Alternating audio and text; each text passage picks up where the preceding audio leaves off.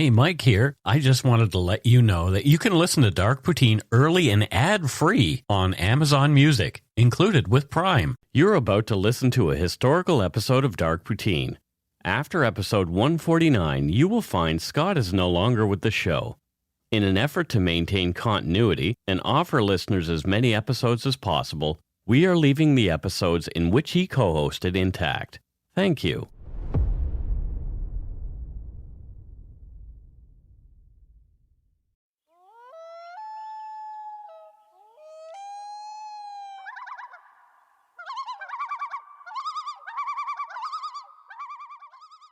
Welcome to Dark Poutine. I'm Mike Brown, creator and host. With me as usual is my good friend and co-host, Scott Hemingway. Hello, Yumberyaks. Hello. Yumberjacks. The views, information, and opinions expressed during the Dark Poutine podcast are solely those of the producer and do not necessarily represent those of Curious Cast, its affiliate Global News, nor their parent company Chorus Entertainment. Dark Poutine is not for the faint of heart or squeamish. Listener discretion is strongly advised.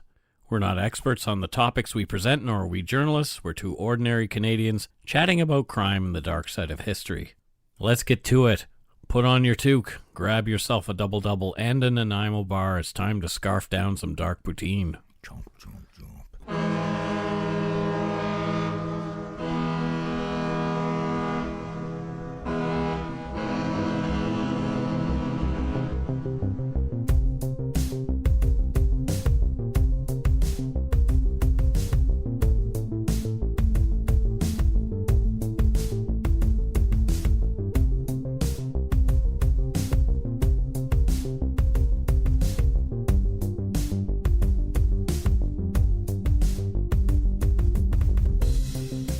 Look at that. It's episode 62 and our first away game in quite a while. And what a doozy. This is this is one that I'm always fascinated by. Yeah, I know you've been looking forward to it. Yeah. Actually, I wrote it in the script that Scott has been looking forward to this topic. Yeah, it's just it's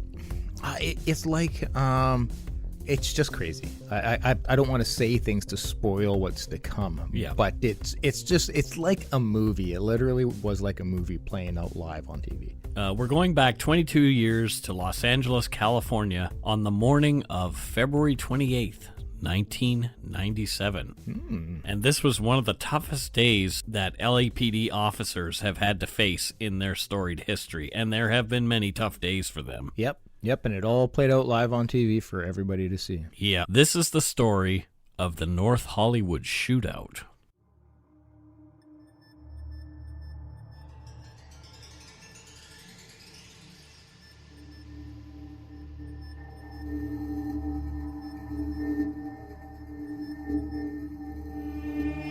On February 28th, 1997, two men drove to North Hollywood, California in a Chevrolet Celebrity.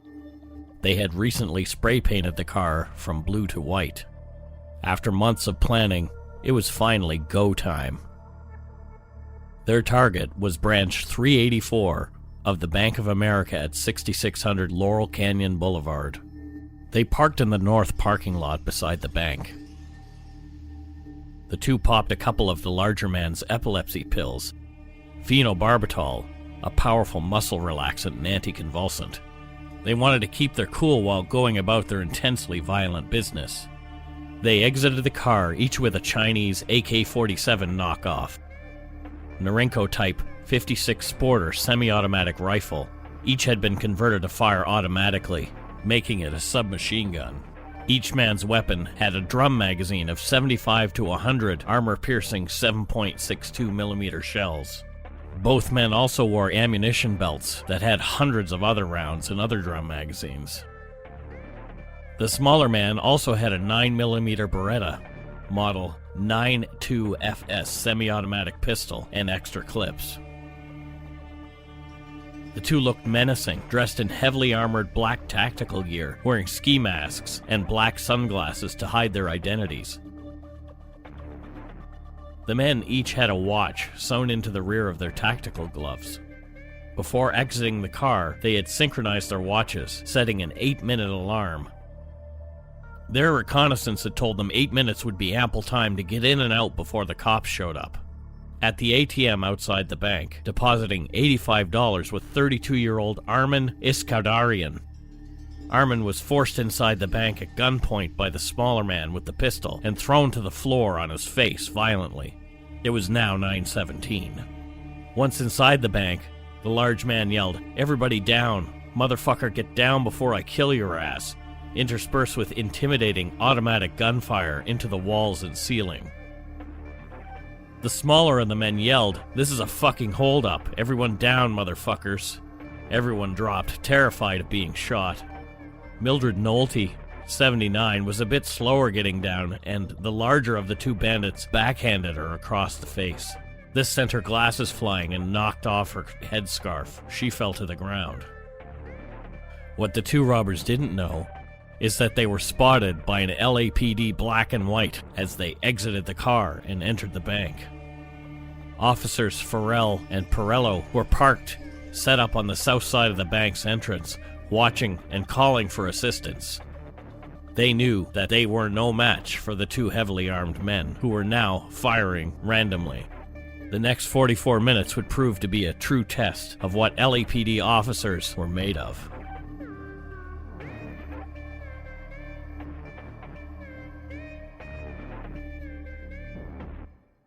Whew, see what I'm talking about? Just like in a movie. It reminds me of the beginning of The Dark Knight. But yeah, just insane to think that this is real life. Like coming in and shooting and stuff, that's not very inconspicuous. No. Here's some audio of Officers Farrell and Perello calling for assistance upon seeing the armed men enter the bank. 50-40, requesting assistance. We have a possible 211 in progress at the Bank of America. Bank of America, Laurel Canyon north of Kittredge. We have shots fired.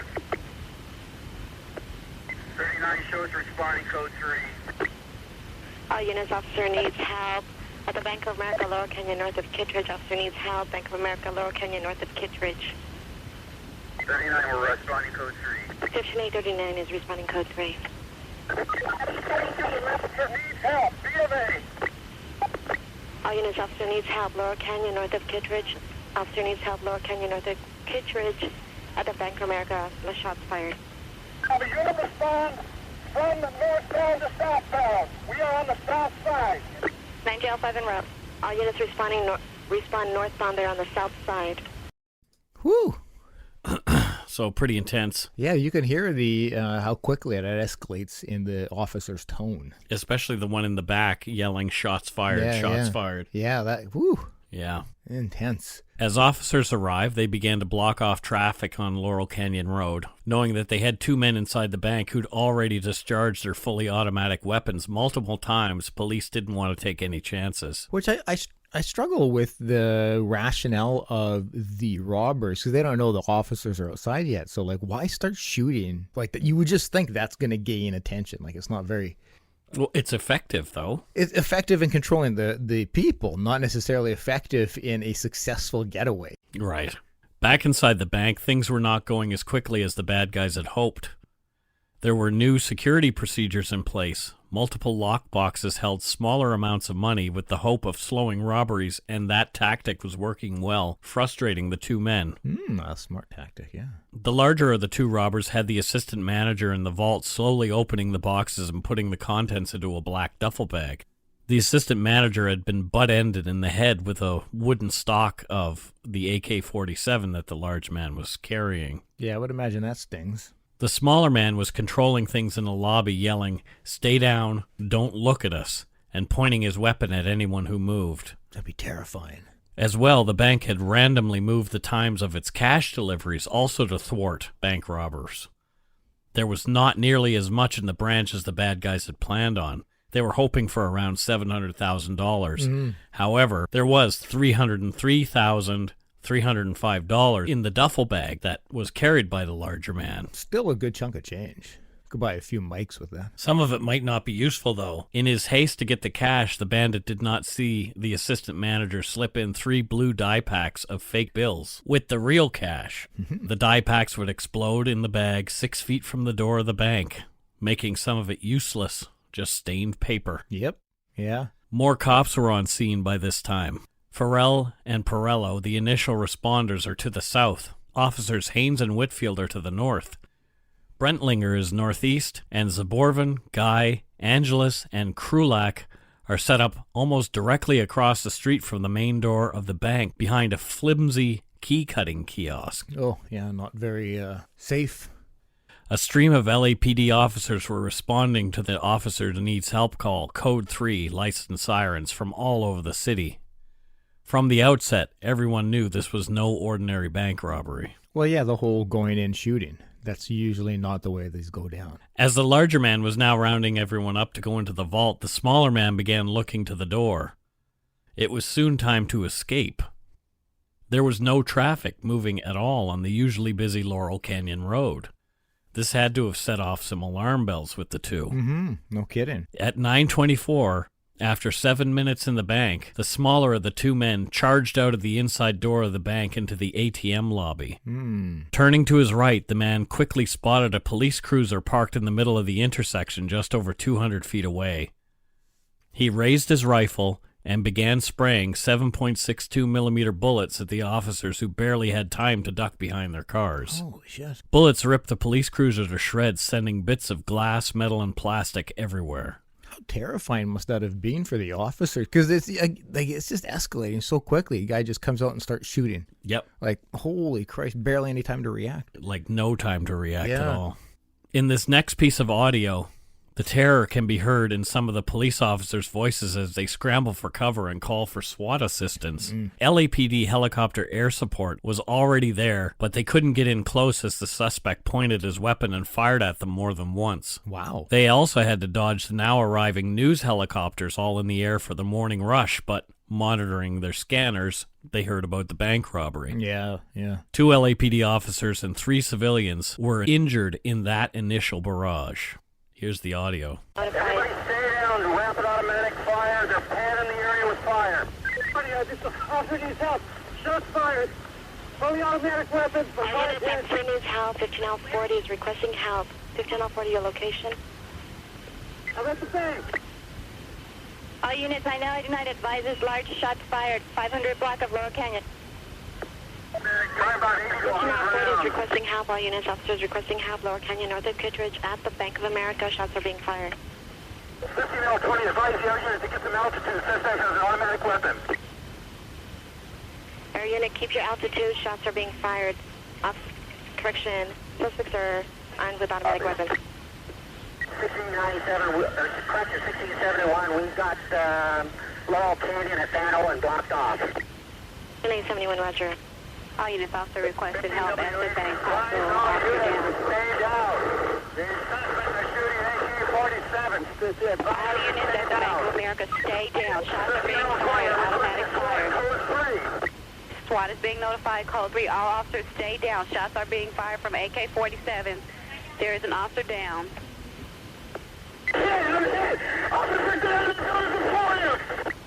All units, officer needs help. Laurel Canyon and Kittredge, officer down. Officer needs help. Laurel Canyon and Kittredge, officer down.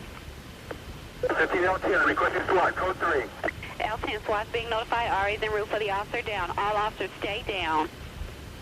15L10, see if you can get SWAT here on an air unit. L70, SWAT's en route. We need a location for a CP.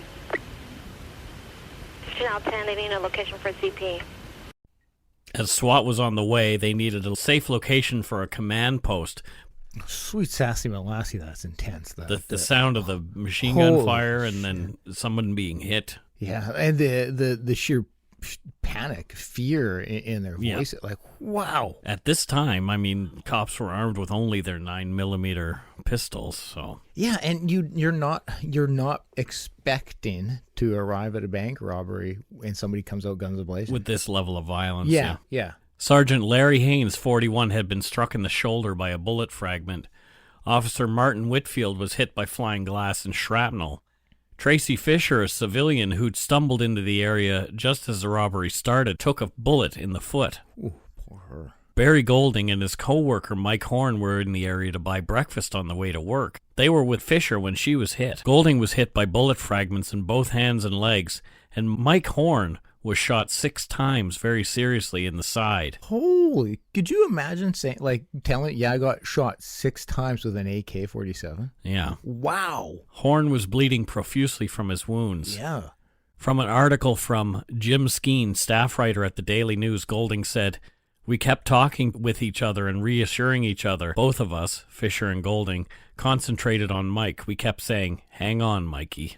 Oh, seriously. Being shot 6 times with an AK-47 and still alive. Wow. Yeah. Wow. In the meantime, the smaller suspect had edged further outside into an alcove where he was continuing to spray the pinned-down cops and civilians. One officer, James Zaborovan, 26, just 6 weeks out of the police academy, managed to flank the shooter. Oh, wow. He racked his shotgun and aimed at the side of the shooter, who was across the street just over 200 feet away. And 200 feet is quite a distance for a shotgun. Yeah. He fired 1 round and then racked his gun and fired again immediately. At least 8 of the 18 double-aught buck pellets, all the size of a round from a .32 caliber pistol, found their mark and hit the shooter. But only 1 made it through the man's armor, burying itself in his buttock. Holy shit. Wow. That's, shotguns are not long-range weapons. No. But he still 8 buckshot. Yeah. And 1 in the buttocks. The man simply staggered briefly and then turned towards Zaborovan and began firing as Zaborovan dove back into cover behind the key shack.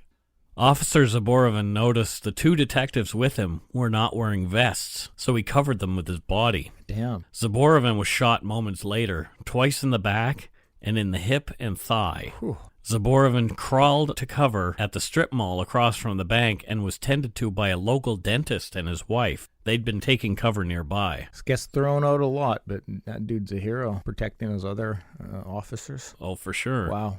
And lucky that this dentist was nearby to at least, Treat him, dentists have a bit of medical school, right? For sure. Yeah, they absolutely going to be able to do some triage.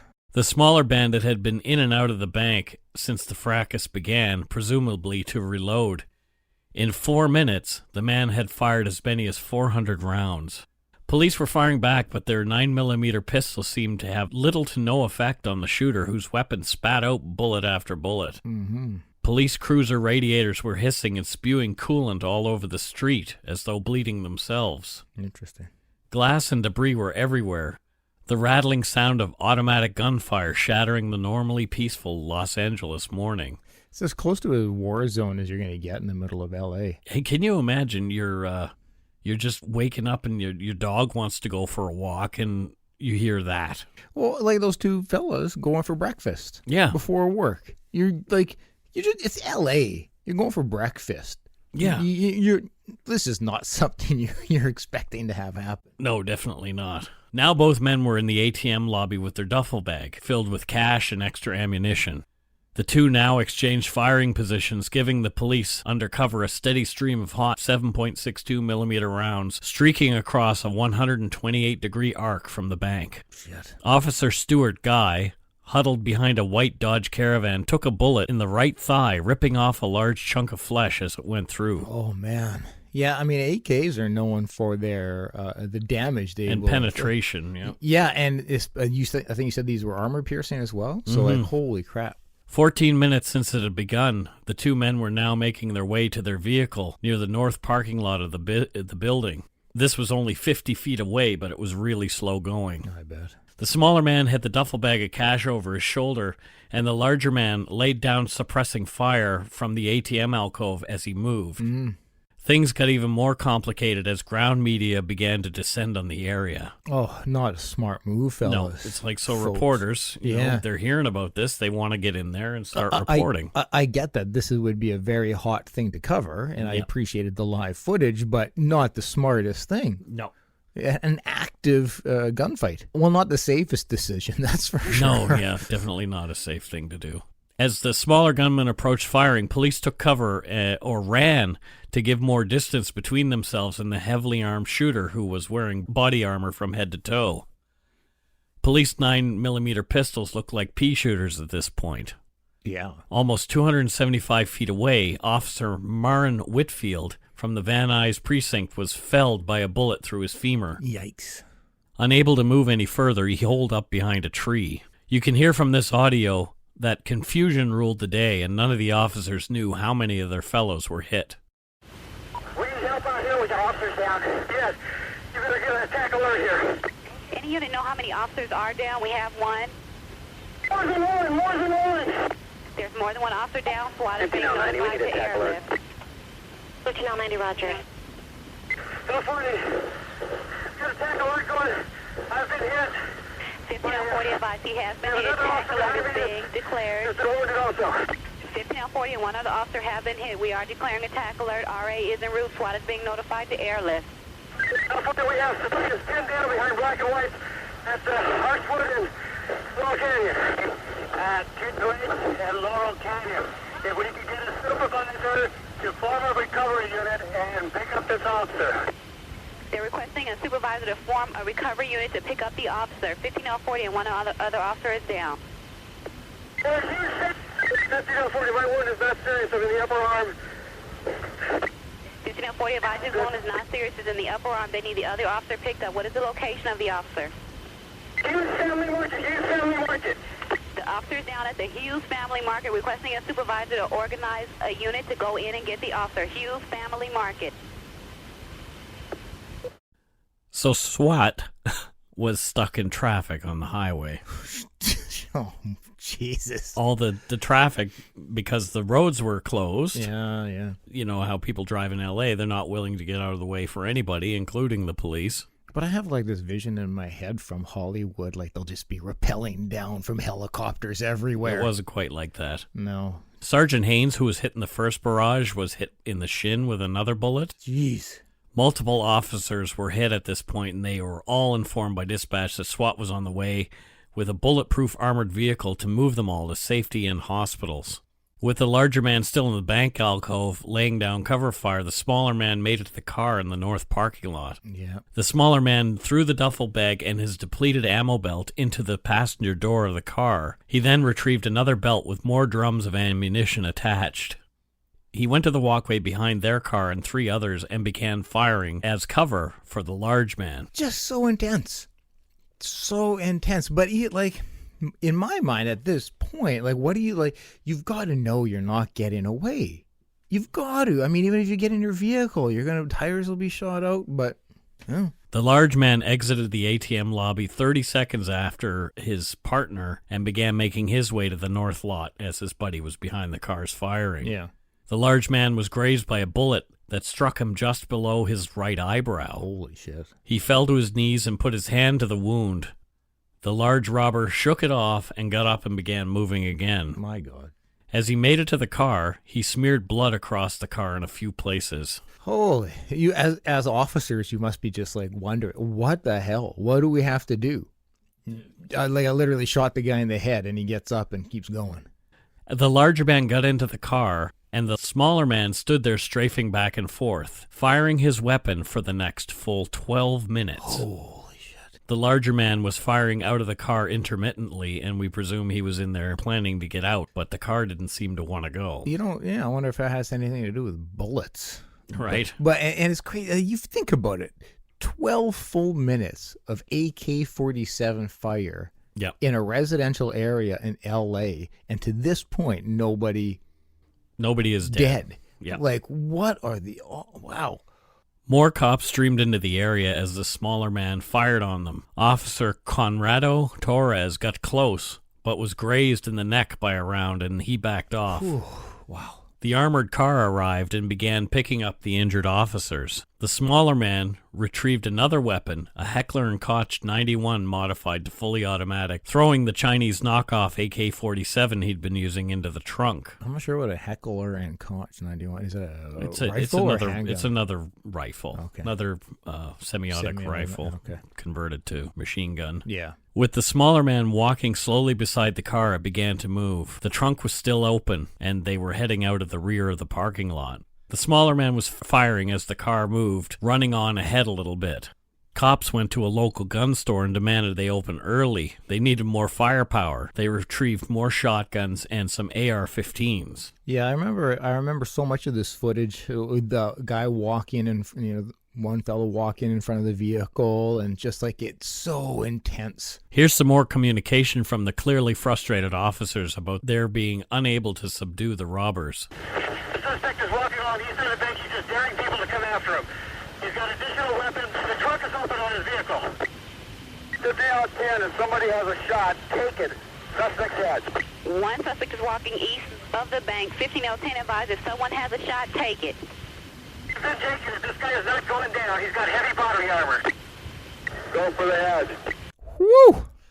Go for the head. Woo, man. Yeah. This is not chatter you usually hear in scanners. No. And you could hear when that cop said go for the head, that was something that he'd probably not said a lot of times in his career. No, I would imagine not, if ever. Just a lot of officers never have to fire their weapons, let alone go for the head. The smaller man ran ahead, providing covering fire, and took up a position at the rear tire of a tractor trailer parked nearby. More police communications indicated the suspects might be more lightly armored in the legs, so cops started firing at their lower bodies. Good call. More officers go down as the car moves down the road. The smaller man walked along the sidewalk, firing at anything that moved, even the air unit. Yeah. SWAT arrived on scene and began moving toward the shooters. Officers were advised not to try and take the suspects down. This was to be SWAT's job from that point. So not even fire at them? Not to confront them, not to be close to them. They can continue to fire at them, but... Yeah, and I would imagine at this point, you're not thinking, let's see if we can take them in. No. No, it did, it's... But some might be arriving on scene and not understanding what's happening quite yet. No, good point. As the car drove slowly, the smaller man walked down Archwood eastward to the right of the car. LAPD had their hands full trying not to get shot, but as I mentioned, media outlets had been able to get much too close. Yeah. Here's some audio of Telemundo reporting from within range of fire at the Hughes Market parking lot nearby. En este momento la policía está intercambiando balas. En este momento la policía está intercambiando balas con los presuntos asaltantes. Bien que no sabemos el número de heridos hasta el momento, pero ya se sabe de varias personas caídas. En este momento la policía está En este momento la policía está intercambiando balazos con los presuntos asaltantes de este banco y no se sabe hasta el momento cuántas personas están heridas dentro del banco. So a few things. Well, one is they should be called Telestupid. Well, you see, so you hear the ping of a ricochet. Yeah, well, those were my when you hear gunfire and a ding, like holy shit. That was something you were lucky. Yeah. But I can also, for the sake of true journalism, and I respect a lot of conflict photographers and journalists. I can get wanting to rush towards the story for journalistic sake, but I suspect that the vast majority it was just about we got to be the first to air, we got to get the story. Come on, as opposed to let's tell a story here. Yeah. SWAT was engaging the man on foot with their high-powered weapons.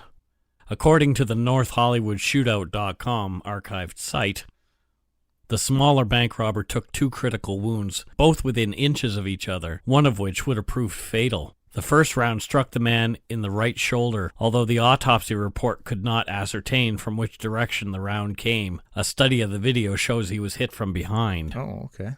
The wound clipped the edge of the shoulder strap of his vest and punched clean through his trapezius muscle. Ooh, ow. The second round that struck him, maybe an inch or two lower than the first, broke his right collarbone, then completely severed his subclavian artery before fracturing his shoulder blade and coming to rest within the tissues of his back muscles. This is the wound that would have proved fatal within 30 minutes. I'm not a doctor, but that doesn't sound comfortable. Slowed, the man continued firing back. Holy shit. His gun jammed. This is when he pulled out his pistol and engaged officers coming around a corner of a nearby intersection on foot just to the east. My God. They fired at each other in an Old West-looking pistol battle before the smaller robber retreated a few feet down the way he'd come. He stopped, raised his pistol under his chin, and pulled the trigger.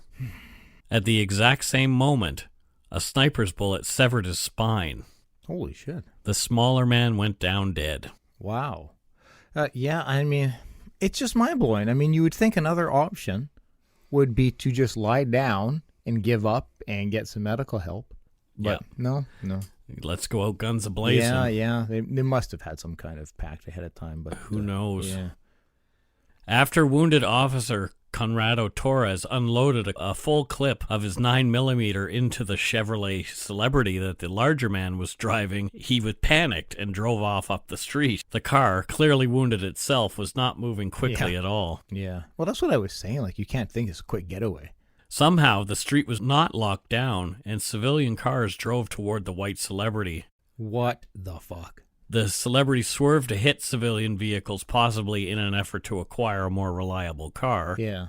More shots were fired on police and civilians. People were just scattering everywhere. I would imagine. The large man got out of the car and began firing on a brown Jeep. The driver of the truck, whose name was Bill Maher, but not the famous Bill Maher, fled, leaving his vehicle behind. Maher had been shot 3 times, hit in the arm, head, and across the bridge of his nose. What the? His head? Yeah. And he's still, like, It could have been bullet fragments in the head. Yeah, I know, but still, anything that had to do with a bullet from a firearm in the noggin. Yeah. And you're still able to, like, consciously get out of the vehicle. Wow. The large man got back in his car and pulled the Celebrity up beside the abandoned truck. It looked as though he was trying to commandeer it as he began transferring things from the Celebrity to the truck. Yeah, I remember footage. The large man got into the truck, and at this point, a cop car sped up head-on to the Jeep containing heavily armed SWAT officers. The large man exited the truck and retreated to the rear of the truck, and the front of the Celebrity pointed the other way. This was his OK Corral. Yeah, no kidding. Here he would have his final shootout with police. He fired blindly through the vehicles and underneath. The cops were doing the same thing, but they could see him. Yeah. So they were firing at his legs and feet underneath the vehicles. This is just all so intense. Well, here's some more audio from those last few moments. Be advised, the suspect is prone out. He may be shooting underneath the vehicle towards officers. The suspect is prone out and possibly shooting at the officers from under the vehicle on Archwood between Radford and Hines. Hey guys, let's close off the square block area. Don't let any traffic through. Now, 40 be advised, any units we have here are unusable. The black and whites are all blown up. All the black and whites at the location are unusable. They have shots fired. The large man stopped firing, and the cops moved in, firing as they came.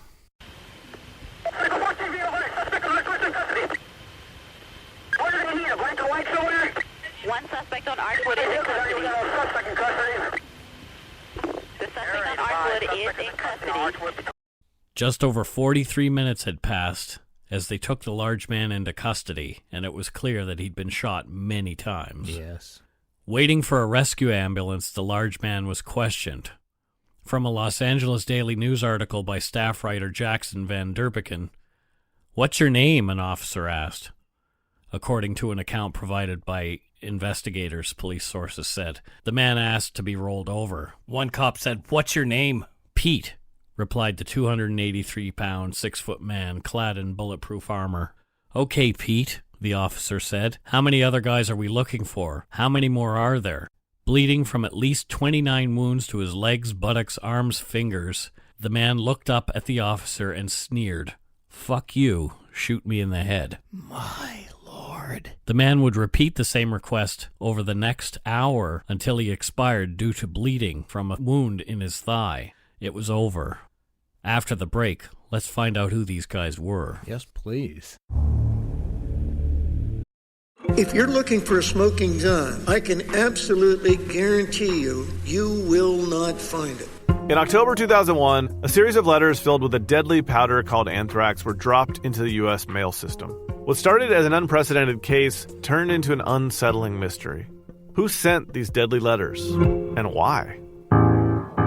From Campside Media and Sony Music Entertainment, I'm Josh Dean, and this is Cover Up Season 4, The Anthrax Threat. Available now.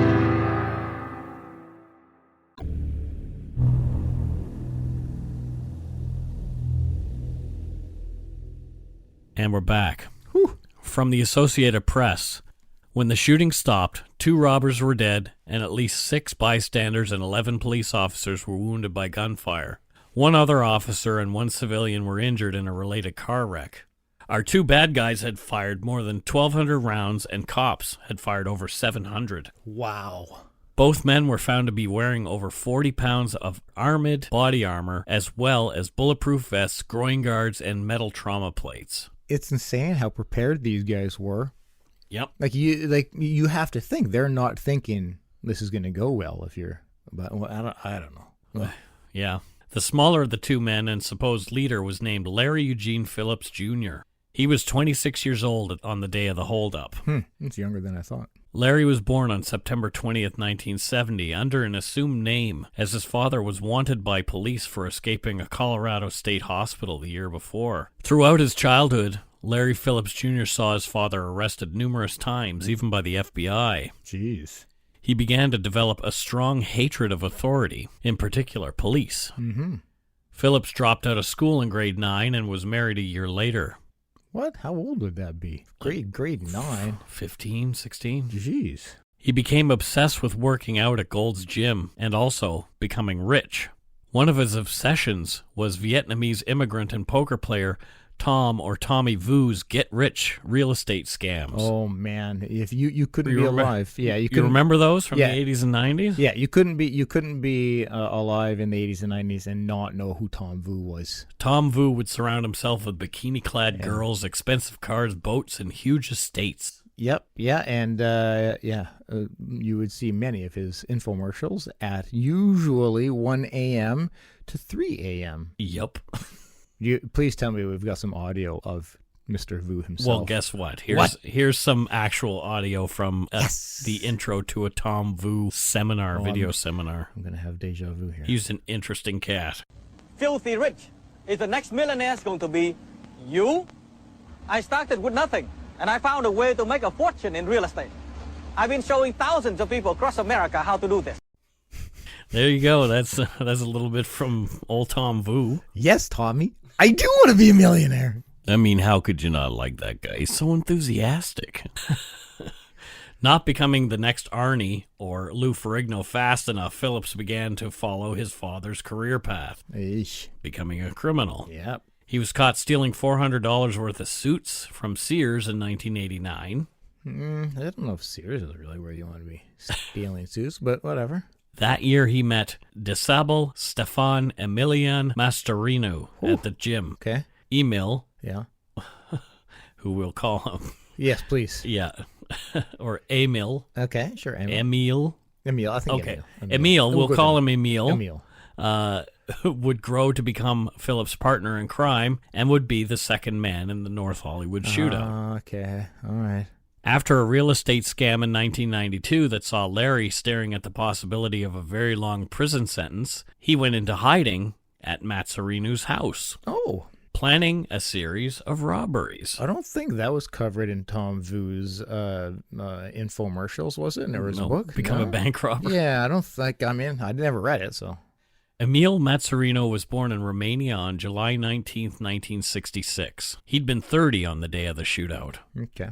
So 26 and 30, still both younger than I thought. Emil was heavy, always larger than the other kids. He had lots of headaches, mostly due to his epilepsy. His family moved to the U.S., specifically Los Angeles, in 1974.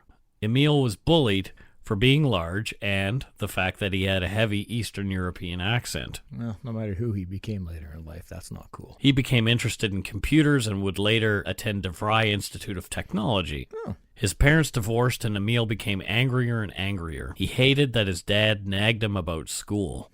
He was sometimes violent and is seen waving a chainsaw at his neighbor after their dog pooped on the lawn. Okay, sure, that's one way to handle it. Yeah, just say, hey, please, let's not have that happen again. No, cut straight the chainsaw. As mentioned, he met Larry Phillips in 1989, and the two became friends over their love of bodybuilding. It's like how me and Mike met. Bodybuilding. Yeah, our love of bodybuilding. Yeah. Being skinny fat. Yeah. Emil met his wife on a trip to Romania in 1993, and they were married and had a son. Well, that's nice. The two pulled their first heist in Littleton, Colorado, on July 20th, 1993. There, they successfully robbed an armored car. No one was injured. Well, that's okay. Good. That's good. It's good that no one was injured. Good that no one was injured. It's not good that they're starting to rob armored cars. No. On October 23rd, 1993, the pair were pulled over in a rented car for speeding. Both had 9mm Glock 17 pistols on them. Okay. What the cops found in the car is what set off the alarm bells. Oh, boy.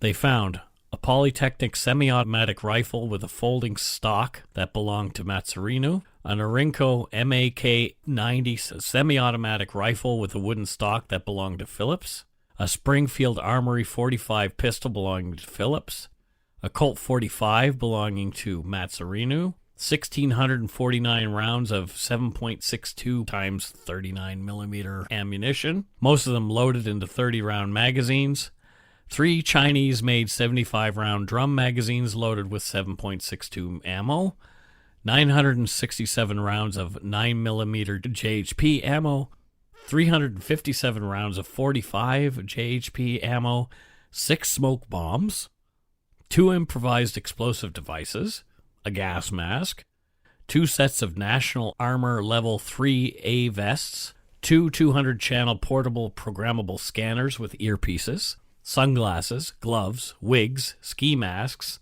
and a stopwatch, 2 spray cans of gray studio hair color, 3 different California automobile license plates, and a sum of $1,620. I'm thinking, like, just in regards to fuel efficiency, that's not really great to be driving around with all that weight. Well, no wonder they were driving so fast. That's a lot of bad guy stuff to have in your car. That's what I'm saying, exactly. Like, Jesus. They were charged, surprisingly, with conspiracy to commit robbery, unlawful weapons activity, and carrying a loaded sidearm in a car. Yeah, you don't say. Imagine that officer, eh? Like, just catching some speeders here. Yeah, what's in your What truck? the hell? Holy crap. Phillips was sentenced to 99 days in jail, and Mazzarino got 71 days in jail as well as 36 days of probation. So they got nothing. On July 14th, 1995, the pair robbed a Brinks truck in L.A., injuring the driver and killing the 51-year-old security guard, Herman Cook. So now they were murderers as well. I never knew about these previous robberies, so they had murdered in the process before. Wow. Yep.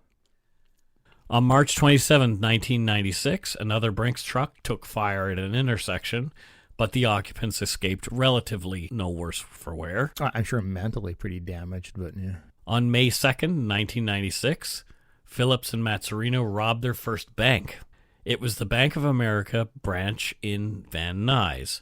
They entered with automatic weapons and left 8 minutes later with $755,048. Okay, well, that's a haul. I can see why they now thought they're the $750,000. Yeah. On May 31st, not even a month later, they hit another Bank of America and made off with $794,200. Holy shit. Okay, so they made like over $1 million bucks. Yeah, over $1 million bucks in under or just around a month, and yet they still needed to continue. But I guess I can see why when they only got $300,000 off the last one, they were thinking like, this isn't much because they were used to more. But this is I didn't know they had these. They were this successful previously. Yeah. Also in 1996, Emil's wife left him after he had a seizure.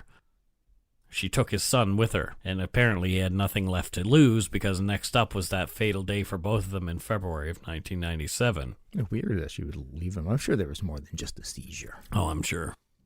A lot of things changed about the way LAPD and other departments dealt with policing and weaponry after the shootout. Yeah. Cop cars were more heavily armored. Officers were permitted to carry heavier caliber weapons, and in some cases were assigned AR-15 rifles. Yeah. 18 of the responding officers from that day were awarded the Los Angeles Police Medal of Valor for their actions that day by President Bill Clinton. Yeah, well, I mean, we hear a lot of negative things about officers, but this is really a testament to how great they really are out there. With what they had on that day, they did a pretty darn good job. It's incredible. It's incredible. Interestingly, In the safe house, investigators did find a copy of the film Heat. There we go. This contains one of the most prolonged and graphic bank robbery shootout scenes ever filmed. Yeah. Well, that's a lot of comparisons between the two have been made for sure. Yeah, and when I think of Grand Theft Auto, Yeah. Especially GTA 5, Yeah. the final heist is a big bank heist in Los Santos, which is Los Angeles. Yeah. And it's 4 dudes who have to go into this bank and get out, shoot their way out of the bank, and take off into the sunset. But, again, like, it's a video game. You don't like you can't think, and I get that we're talking like 20 years between these two things, but still, like, you can't be thinking that I'm going to go in like this, bangity bang, shootily shoot, and everything's just going to go great. But some people do. Clearly, these guys thought that, I thought this was their first one, so I was thinking like, maybe they had a death wish, but because they had previously done a couple and they were very successful, experienced bank robbers. Yeah, that they thought like they clearly weren't going into this like, let's just die today. And especially the amount of reconnaissance, like they'd been reconnoitering that particular bank for like 3 months prior. Really, eh? Yeah. Watching as the guards came and went and money deliveries came and went. Yeah. So, but I think their previous 2 robberies that were so large, the Bank of America started to change their policies. That's the problem with the. They probably caused their own grief. Yeah. Emil Mazzarino's family sued the LAPD and LA Fire Department, citing the fact that Emil had lay dying for 45 minutes before being attended to by emergency personnel. Would I like to think that there should have been emergency personnel there quicker? Sure, but no. I mean, you're going to be concerned about are there more people? Or like, no, fuck him. His family said he was left there to die and that the police were deliberately indifferent to the deceased's serious medical needs. I mean, he'd been shot 29 times. And then Police Chief Bernard C. Parks said, I think it's a ludicrous allegation to believe that Los Angeles police officers allowed anyone to die. Yeah, you know who did? Those idiots for going in there shooting it. Like, if anybody is to blame for their death, what happened that day, it is them. It is them. I'm sorry if your shootout resulted in delays in medical attention. That can tend to happen after a shootout. Cooler heads prevailed and the suit was eventually dropped. Good. Police were concerned that these 2 were not the only gunmen on that day. Exactly. They didn't know what was going on for sure, so they had to make sure the area was secure before they let anybody into it. Exactly. And that's what they say led to the delay in medical attention for Mazzarino. And I think that's completely legit. Apparently, you can view the bodysuits the 2 were wearing in the LA Crime Museum and see the car that they were driving as it's on display as well. Oh, man. I think I want to check that out the next time. Holy crackers, do I ever. Yeah. Not to sound morbid, but it's just a fascinating piece of history. Yeah, absolutely. Wow. So check out our show notes on darkpoutine.com for more information and links and photos about this case. Whew. What do you think of that one, Scott? Whoo, Nelly. Yeah. That was intense. It's just as intense as I remember watching it. I've recently watched some things on it as well. It never ceases to blow me away. But it does remind me of the only thing close to it that I've seen is, I don't remember the name of the show. There's an Australian true crime show, and there was an Australian shootout, which had far more disastrous results, a few dead officers, but it was kind of, they were coming to this individual's house who was a bit shifty, and so he was in his home, and he was just like, I'm not going. Yeah. And a big shootout, a big shootout resulted in a residential neighborhood. So it was pretty That's intense, crazy. just like this. But yeah, shit. It's just so crazy. This whole thing, I remember watching it live as it was happening and just being like, is this real? Yeah, it was pretty nuts. Yeah, man. Before we go, we want to give some shout outs to our new Patreon patrons. Okay. This week's good eggs are Lauren Catt from Vernon, BC. She's a new PM. Oh, Lauren, thank you so much. How about that? Another Prime Minister. That's right, Lauren Catt. Angela Elliott from West Point, Mississippi. Oh, hey, Angela. And I believe Lauren Cat, not to jump over Angela, but I believe Lauren Cat was the one in one of our live streams who said she never wins anything when talking about double doubles. Oh, yeah, I think it was her. Yeah, so anyways. And yes, thank you, Angela Elliott. West Point. West Point, isn't that the military? I think it is. I don't know if it's in Mississippi, but it would make college sense. Or university, yeah. Julie Brown. Yep. Don't know where Julie's from. Downtown. Downtown Julie Brown. Exactly. Oh, okay. Yeah. She's a wrestler, correct? Yes. Fair enough. Yes. Professional wrestler with the Glow? Glow. Yes. Oh, yes. Yes. Keep up the great wrestling, Julie. Jennifer Hawley from North Battleford, Saskatchewan. Sounds like a really tough place. North Battleford, Saskatchewan. And thanks, Jennifer. Marie Paris from Leaston, Maine. That's maybe the most French name I've ever heard. Yeah. Marie Petty. Ellen Arden. Oh, hey, Ellen. Hey, how you doing, Ellen? Where's she from? She's from Saskatoon, actually. What? Yeah, I know. We got two Saskatchewan people here. Yeah, she's from Saskatoon. Yeah, and she is an animator. There you go. Yeah, she's an animator. She created the Saskatoon Tune. It was a cartoon about Saskatoon. Google that, I guess. Yeah, Google it. It was great. Yeah. I loved it. Lindsay Stair. Yeah. Yep. Lindsay Stair. Yeah, like this staircase kind of thing? No, more kind of I'm looking at you. No, but it's spelled stair. Like I know, staircase. that's the irony in it. Where's she from, though? She's from Stairville, Ontario. But that's spelled like stare, like staring at you. I know, but this was just also crazy. It's hard to believe it's all real. You're insane. Clinically, yes. Catherine Cole from Chattanooga, Tennessee. Oh, one of my favorite names for a city, Chattanooga. I like Chattanooga, the name Chattanooga, too. Thank you, Catherine. And then somebody just named Elizabeth. And I think it's that Queen Elizabeth is listening. And oh, yes. She has decided to support the show. Because if you were going to do it, like, you would just be like, I'm Elizabeth. It's like Madonna, you know? Yeah. Like, if you get Madonna as a Patreon subscriber now, you'd be like, yeah, it's Madonna. So, Elizabeth, yes. Yes. We thank you all. I think, I would hope your contribution is about $50,000 a week. God save the Queen. Yeah. Charmaine Shives. Okay, yes. I think we went to school with her. Who? We did. I didn't go to school with you. I know, but that's what she traveled every day. Oh, so she went to school in Nova Scotia and went to school in New West. Yeah, at different times, she redid it. She did school twice. Oh, she was traveling in her TARDIS. Yes, that's a Doctor Who. Yes. Yeah. Exactly. No, that's exactly what she was doing. Mike, you got it. There you go. Yeah. Helen Napoli. Yeah. Hi, Helen. How are you doing? Haven't talked to you in a while. Yeah, I guess she's from Italy. She is from Napoli, Italy. Yeah. Yeah. It was named after her. No, it was named after Napoleon, was it not? No.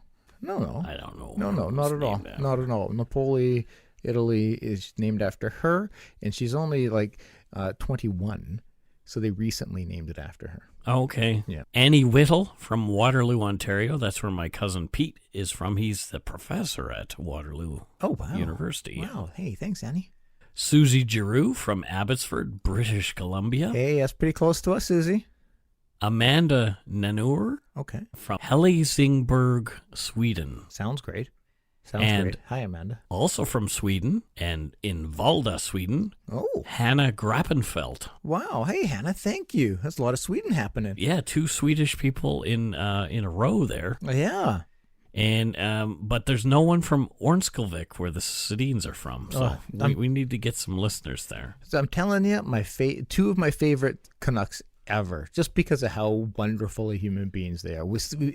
They are good eggs. They're great eggs, and for all of you listening in Sweden, our hockey team has a history of having great Swedish hockey players. Marcus Naslund. Yeah, Oland. Yeah, Matthias Oland. Yeah. Yep. Yeah, we have a long history of great Swedish hockey players. Yeah, for sure. We now have Elias Peterson. Sure, I haven't been paying attention. I'll take your word for it. He's somebody that everybody is talking about around the league. So I heard about him at the beginning of the season. Is he still? Yeah, they're still talking about him. Oh, good. Thanks so much to our patrons past and present for your pledges. We really appreciate your support of the show. If you want to help support the show, you can do so at patreon.com/darkpoutine. Or for a one-time support, you can send us some donut money via PayPal at our email, darkpoutinepodcast@gmail.com. And we did get some donut money this week. Our good friend Navarra Good sent some cash. Oh, yeah, it was super awesome to meet her back a little while ago, a few months ago. Yeah, here for the podcast festival. Yeah. And another longtime listener, Jackie Leonard, sent us some donut money, and she's from Ireland. Oh, thank you, Jackie. Yeah. If you don't already, it would mean a lot to us if you subscribe to the show. I think there was something wrong with the feed earlier in the week because I didn't see the numbers doing what they usually do. So you might have to go back and refresh your feed to get the show. But if you're not hearing this, then you wouldn't know it. You can easily find us on iTunes, Podcast, Google Play, Stitcher, TuneIn, Spotify, or wherever you get your on-demand audio.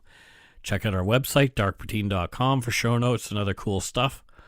Give us a like or a follow on Facebook, Twitter, and Instagram. Just search for Dark Poutine. Most importantly, tell your friends. Word of mouth is a powerful thing. And come to the Umber Yard. You know where it's at. That's right. Just search for Dark Poutine in groups on Facebook. Yep, come join us.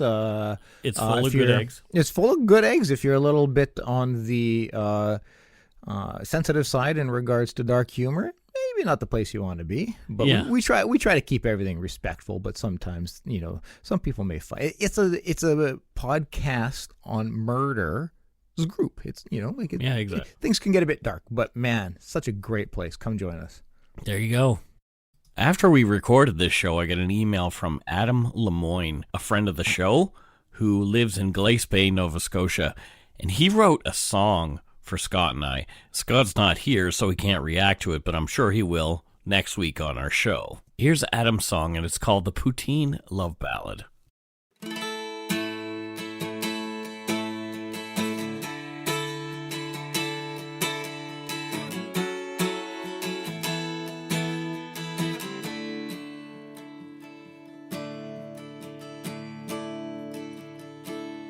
Dear Scott, though I wish you the best, I must request you go shit in your hat.